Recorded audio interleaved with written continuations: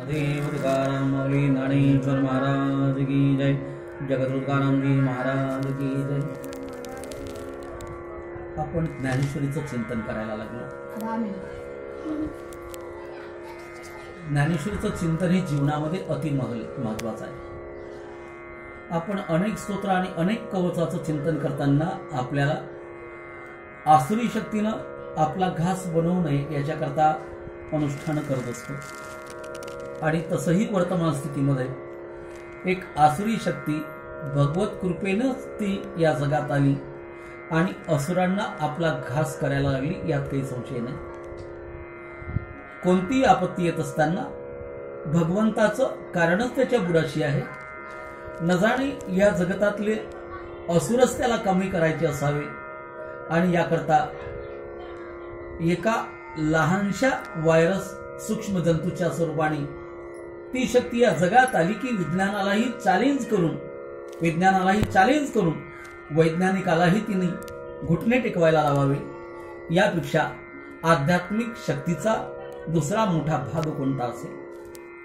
आणि ही आसुरी शक्ती आपल्यावरती विनाशकालक घात करू नये याकरता आध्यात्मिक शक्तीशिवाय आपल्याला पर्याय उरलेला नाही।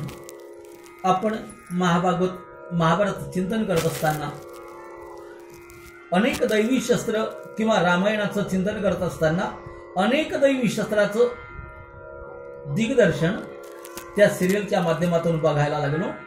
अनेक शक्ती मंत्रशक्तीचा प्रयोग झाला आणि ज्यावेळेला लहान असलेल्या माणसाने त्या अलौकिक शक्तीचा सामना करणं शक्य नाही त्याला हात जोडून विनम्र भावाने तिला वंदन करावं आणि ती शक्ती आपल्यावरती चाल न करताना त्याच ठिकाणी थांबते।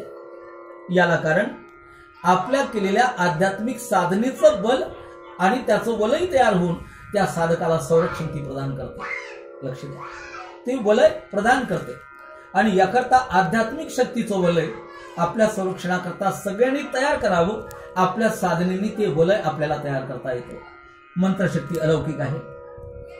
या ठिकाणी आज आपण 8वा अध्याय आरंभ केला। 8व्या अध्यायामध्ये ज्याला भगवान शिव आणि पार्वती बसले सांगायला लागले, भवानी मातेला सांगायला लागली श्रीमद भगवद्गीतेचं अलौकिक महात्म्य काय।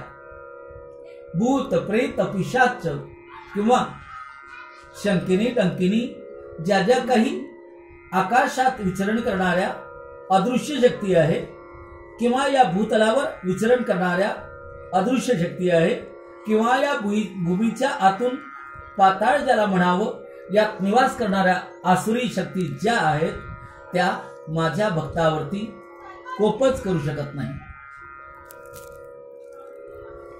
याकरता पौराणिक प्रसंग सांगायला लागले आणि पौराणिक प्रसंग सांगताना भवानीला बोलायला लागले, भवानी ऐक बरं का, भारत देशाच्या दक्षिण भागाला आमर्दकपूर नावाचं एक गाव आहे आणि या आमर्दकपूर नगरामध्ये पूर्वी काळामध्ये एक ब्राह्मण राहत होता।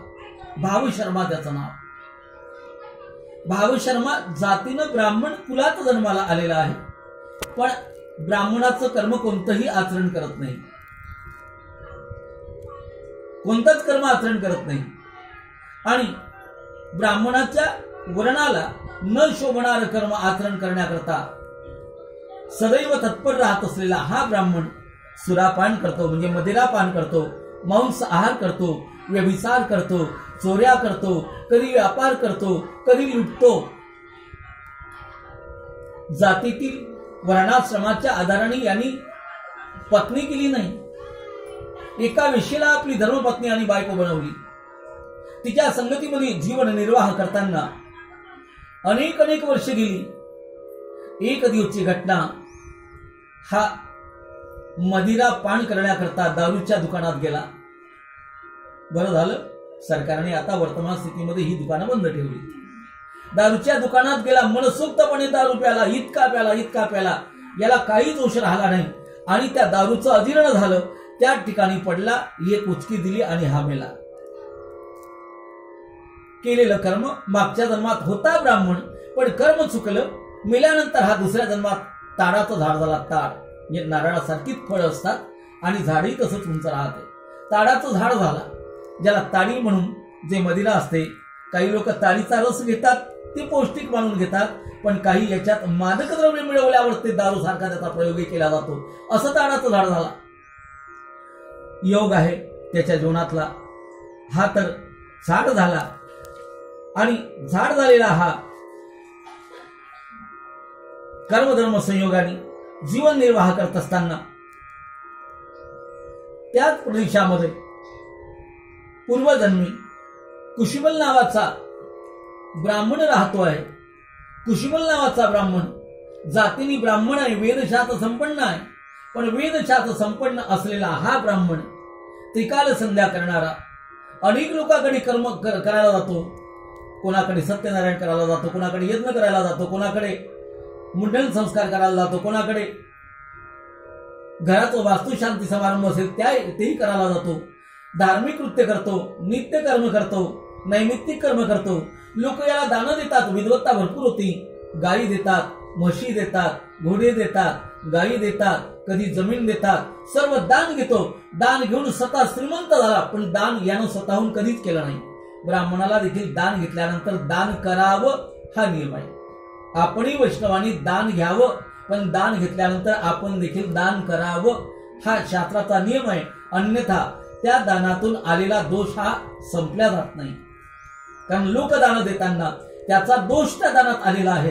ज्यावेळा सत्कर्मामध्ये ते दान आपण खर्च करायला लागू, त्यावेळा त्यांनी दिलेल्या धनाची शुद्धी होईल. आपण घेतलेल्या दक्षिणेत आलेलं पाप नाहीसं होईल. याकरता सत्कर्म आचरण करावं लागतं. आणि याने ते काहीच केलं नाही. कर्मधर्म संयोगाने जीवन जगत राहिला, संपत्तीचा संग्रह करत राहिला.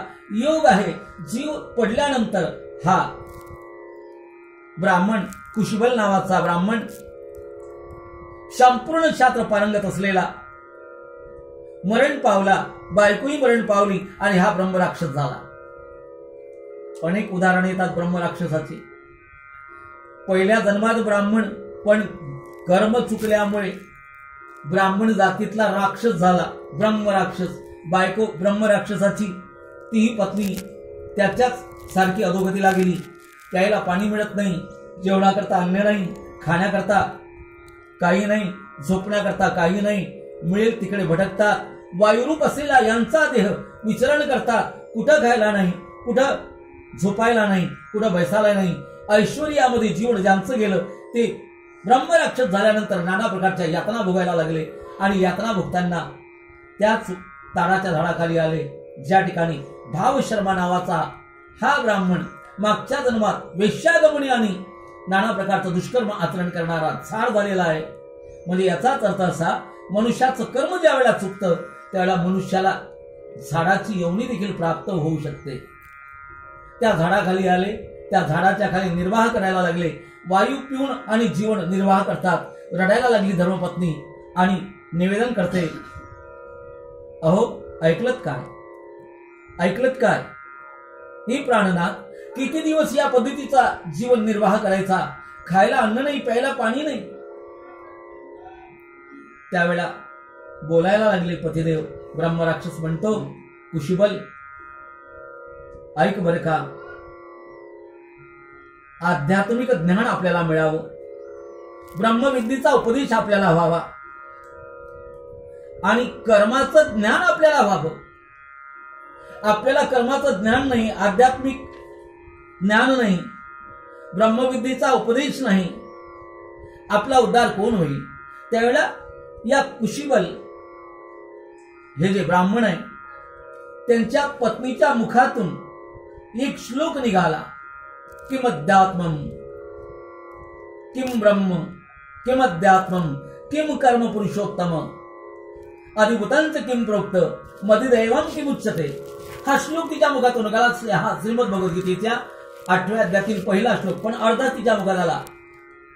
किम ब्रह्म, किम अध्यात्मम, किम कर्म पुरुषोत्तम, हा श्लोक तयार झाला तिच्या मुखातून. आणि जसा हा अर्धा श्लोक तिच्या मुखातून निघाला, ताडकर्ण्यांचे देह पडले ब्रह्मराक्षसाचे. आणि हा अर्धा श्लोक त्या ताडाच्या झाडाने ऐकला. ताडकन त्या ताडाचं झाड मोडून पडलं आणि दिव्य पुरुष त्यातून हा बाहेर आला, जो मागच्या जन्मातला ब्राह्मण होता. त्यांनी हा अर्धा श्लोक तिच्या मुखातून ऐकला होता. किम ब्रह्म किमध्यात्मम किम कर्म पुरुषोत्तम. लगेच यांनी एका पानावरती तो श्लोक लिहून घेतला. वृक्षाची योनी याची संपली. हा पुरुष झाला आणि ऐकतो आहे की बापरे, अर्धाच मंत्र, पूर्ण मंत्र नाही, अर्धाच मंत्र मुखातून आला. लगेच यांचे देह पडले. दिव्य विमान आलं. विष्णुरूप या दोघांना प्राप्त झालं. विमानात बसून वैकुंठाच्या कडे यांचं विमान जे पावलं, त्यावेळेला या श्लोकाचा महिमा कसा असेल, माझाही उद्धार व्हावा आणि याच्याकरता हा ताडाचं झाड असलेला मागच्या जन्मातला ब्राह्मण आणि या जन्मात झाड झालेला, झाडाचा देह त्यागून तो अर्धा श्लोक यांनी पानावर लिहिला. तो पाठांतर करत करत काशी नगराच्या दिशेने जायला लागला. काशी नगरात गेला. गंगेचं स्नान करतो आणि अनुष्ठान या श्लोकाचं करतो. त्याला पुढचं माहितच नाही. किम ब्रह्म किम अध्यात्मम किम कर्म पुरुषोत्तम. ते ब्रह्म कसं, म्हणजे तो देव कसा, त्या देवाला प्राप्त करण्याचा अध्यात्म कसं. किम ब्रह्म किम अध्यात्मम. आणि ते कर्म कसं, किम कर्म पुरुषोत्तम. ते कर्म कसं असेल, ज्या कर्माने सर्व पापजन्य वस्तूवरती घाब घालून पुण्यात्मक ते कर्म व्हावं आणि मोक्ष मिळावा. ते कर्म कसं असेल, या अर्ध्या श्लोकाचं चिंतन गीतेच्या 8व्या अध्यायातील पहिल्या श्लोकाचं, या अर्ध्याच श्लोकाचा चिंतन करायला लागला. चिंतन करता करता एक दिवस हा गंगेमध्ये स्नान करतो. गीतेच्या या अर्ध्या श्लोकाचं चिंतन करतो. भगवान विष्णूचं आसन डोलायला लागलं. बापरे बाप, मी करू तरी काय. काही दिवस गेले. आता तर धाड दिशी त्या आपल्या शेषाच्या शय्येवरून उठले भगवान महाविष्णू आणि उभे राहिले. ऐसा म्हणायला लागले, नेमकं झालं तरी काय, तुम्हाला झोपेतून तुम्ही उठून उभे राहिलेत, नेमकं घडलं तरी काय, सांगा तरी, काय आश्चर्य आहे. आणि सांगायला लागले, माझा एक लाडका भक्त काशीनगरामध्ये माझं चिंतन करायला लागला. त्याला काहीतरी द्यावं म्हणतो. पूर्व काळातलं त्याचं जर संगीत कर्म बघायला लागलो तर पाप एवढं त्याच्या जीवनामध्ये भरलेलं आहे. पण आज त्यांनी अनुष्ठान करून पापालाच जळून टाकलं. त्याच्यामुळे आता मला प्रश्न पडला, त्याला द्यावं काय. येतो बरे का मी लक्ष्मी.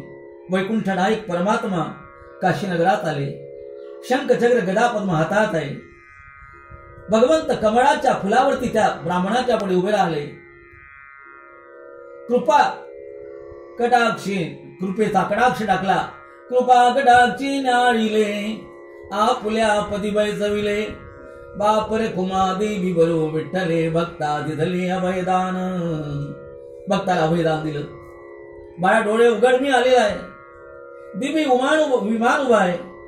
आणि हा भाव शर्मा वृक्ष झालेला मागच्या जन्मातला वाईट ब्राह्मण गीतेच्या अर्ध्या श्लोकाच्या अनुष्ठान केल्यामुळे त्याच्या जीवनातला भाव बदलला आणि भगवंत त्याच्या पुढे उभे राहिले. काय देऊ तुला देवा, न सांगता तुम्हा कळो येते अंतर. न सांगता तुम्हा कळो येते अंतर. विश्वी विश्वंबर परिहारची न लगे. देवा, न सांगताना भक्ताचं अंतकरण तुम्हाला कळायला येतं. देवा, मी तुम्हाला काय मागू. ज्याच्यात माझं परम कल्याण असेल असंच आपण करावं. देव जर आपल्या पुढे काही द्यायला आले, देवाला आपण मागण्याची यादी द्यायची नाही. आपल्यापेक्षा देव चतुर आहे. आपल्या अंतकरणात काय मागायचं हे देवाला आधी कळते. देवाला एकच म्हणावं, माझ्या अंतकरणातला भाव कळतो देवा तुला. माझं ज्यात सर्वस्वी परम कल्याण आहे असं तुम्ही करावं. याला म्हणतात श्रेष्ठ मागणं. नाहीतर देवाला बुद्धी सांगण्याकरता आपणच मागणीची यादी घालायची. मागणीची यादी देवाकडे द्यायची नाही. भगवंत म्हणायला लागले, काळजी करू नको. आता मी आलेला आहे. मी तुला स्वीकार केलेला आहे. धाडकन दिव्य विमानात याला बसवला. याचा देह त्या ठिकाणी तसाच पडला. दिव्य देह याला मिळाला. शंख चक्र गदा पद्म याच्या हातात आहे. वैकुंठात याला नेला. पण याचं गीतेचं अनुष्ठान एवढं अलौकिक आणि तीव्र झालेलं होतं. फक्त अर्ध्या श्लोकाचं 8व्या अध्यायाच्या पहिल्या श्लोकाचं अर्धाच भाग एवढं अनुष्ठान जबरदस्त झालेलं होतं. हजारो पिढ्यातले याची पूर्वज त्यांच्या कर्माने जे जे नरकाला गेलेले होते त्यांनाही देवाला बाहेर काढावं लागलं. यमराजाकडून, त्यांनाही दिव्य देह दिला आणि हजारो कुळासहित आणि याच्या सहित भगवंतांनी सर्वांचा उद्धार श्रीमद भगवद्गीतेच्या 8व्या अध्यायातील पहिल्या श्लोकाच्या अर्ध्या भागानेच करून टाकला. अलौकिक असा याचा महिमा आहे. आणि असा सुंदर असा 8वा अध्याय, याचा महात्म्य निवेदन करताना भगवंतांनी मी कोण, ते अध्यात्म काय याचं वर्णन केलं आणि मरणाची रीती सांगितली. मरण यावं उत्तरायणामध्ये. आता उत्तरायण चालू आहे 22 डिसेंबर ते 22 जून पर्यंत, 6 महिनेपर्यंत उत्तरायण. त्याच्यानंतर दक्षिणायन. मरणाकरता योग्य वेळ सांगितली. असावं उत्तरायण, त्यात असावा शुक्ल पक्ष, आणि शुक्ल पक्षामध्ये मनुष्य मेल्यानंतर तो मोक्षाचा अधिकारी. पण आपल्याला दक्षिणायनामध्ये मरण यावं, पक्ष कृष्ण पक्ष असावा. यात जर मरण आलं तर स्वर्गाचा अधिकारी. स्वर्गाचं सुख भोगल्यानंतर पुन्हा तो त्याच्या कर्मानुसार योग्य ठिकाणी जन्म घेऊन पुन्हा भक्तीची वाटचाल करतो. योग्य असं वर्णन केलं.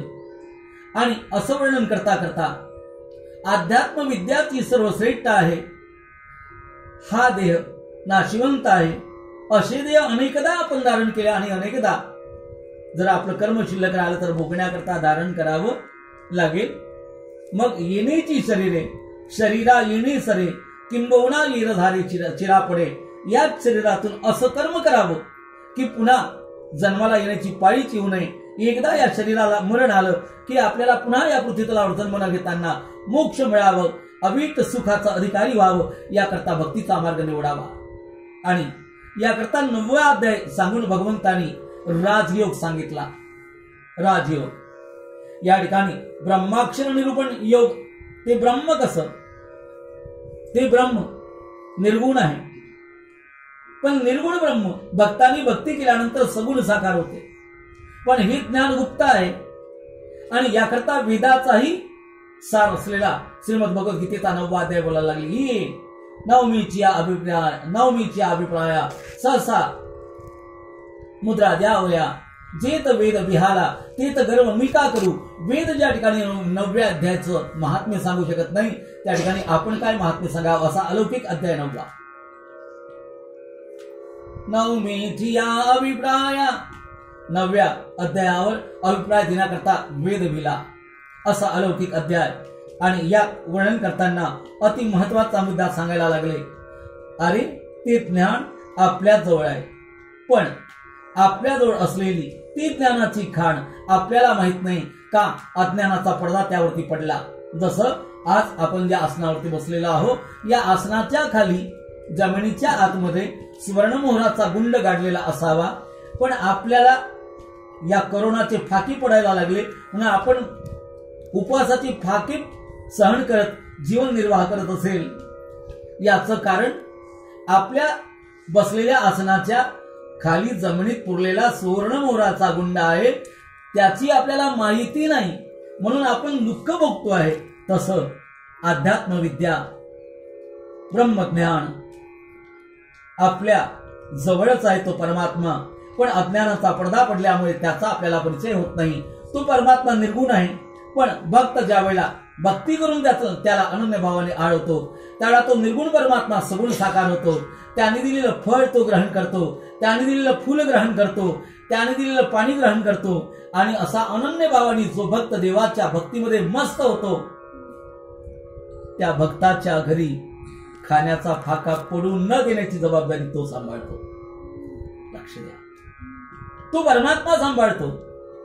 योग क्षेमम वहाम्यहम, त्याचा योग त्याचा क्षेम मी वाहतो. फक्त एकदा त्याचं होऊन जायचं. आणि अशी भक्ती करणारा भक्त तो जरी आधी दुराचारी असला तरी आधी जरी तो दुराचारी तरी सर्वोत्तमची अवधारी तो आधी जरी दुराचारी असला, पण भक्तीचा मार्ग त्यांनी धरला की मग भगवंत म्हणतात मी त्याची जात पाहत नाही, त्याचं वय पाहत नाही आणि त्याचा मी उद्धार करतो. आणि मग असा तो जातीने ब्राह्मण, वैश्य, स्त्री, शूद्र कोणत्याही जातीचा असला तरी मी त्याचा उद्धार केल्याशिवाय राहत नाही. अशी भक्ती ही सर्वश्रेष्ठ आहे. त्यांनी केलेलं सत्कर्म मला हे पावन होते आणि असा जो भक्त कर्म करतो त्याचा योगक्षेम वाहत वाहत मी त्याला व्यवहारिक जीवनातही यशस्वी बनवतो आणि मरणोपरांत सद्गती देतो. कारण मी कोण आहे? गतीर भरता प्रभू साक्षी निवास शरणम स्वरूप प्रभव प्रलय स्थानम निदानम बीजमव्ययम. मी या जगाचा करता आहे, मी पिता आहे, मी पितामह आहे आणि या सगळ्या जगताचा सांभाळ करून असा जो भक्त अनन्य भावाने मला एकरूप झाला त्याच्याशी मी तदाकार होत त्या भक्ताला मोक्ष देतो. अर्जुना, याकरता तू भक्त हो आणि शस्त्र हातात धरून आता कर्म करायला तू प्रवृत्त हो. पण अर्जुनाने या ठिकाणी आता प्रश्न केला, देवा, असे जर तुम्ही सगळ्यांचा उद्धार करणारे आहात तर या जगतामध्ये सगळं जगतच जर तुम्ही बनलेले आहात तर जगतात सामान्य रूपाने विशेष रूपाने कोण त्या ठिकाणी आहात? हा ज्यावेळेला प्रश्न केला त्यावेळेला वृक्षामध्ये पिंपळ मी, भक्तामध्ये अर्जुन मी, हा विभूती योग भगवंतांनी सांगितला तो 10व्या अध्यायामध्ये सांगणार आहे. पण याचं चिंतन उद्या दुपारी 3 वाजता करू. ते पर्यंत कथा विराम. विठला विठला विठला विठला विठला विठला विठला.